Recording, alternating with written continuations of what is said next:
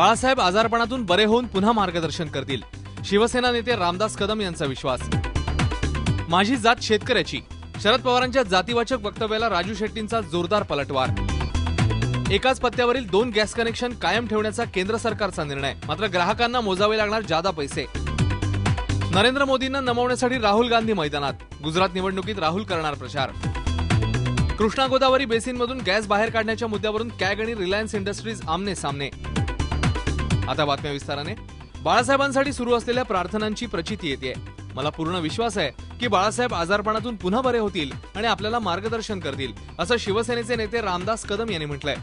मातोश्रीमधून रात्री 12 वाजता बाहेर पडल्यानंतर पत्रकारांशी संवाद साधताना रामदास कदम यांनी बाळासाहेब पुन्हा बरे होण्याचा विश्वास व्यक्त केला। माझी जात शेतकऱ्याची आहे, असं उत्तर स्वाभिमानी शेतकरी संघटनेचे नेते आणि खासदार राजू शेट्टी यांनी शरद पवार यांना दिलंय। राजू शेट्टी यांची शुक्रवारी 4 दिवसांनी येरवडा तुरुंगातून सुटका झाली। यानंतर राजू शेट्टींची जात काढल्याबद्दल त्यांनी पवारांवर जोरदार पलटवार केला। एकाच पत्त्यावर असलेले 2 गॅस कनेक्शन रद्द न करण्याचा निर्णय केंद्र सरकारने घेतलाय, त्यामुळे 2 गॅस कनेक्शन असणाऱ्यांना दिलासा मिळालाय, पण यासाठी त्यांना जादा पैसे मोजावे लागणार आहेत। गुजरातच्या रणधुमाळीत काँग्रेसने मुख्यमंत्री नरेंद्र मोदी यांच्या विरोधात राहुल गांधी यांना मैदानात उतरवण्याचं ठरवलंय।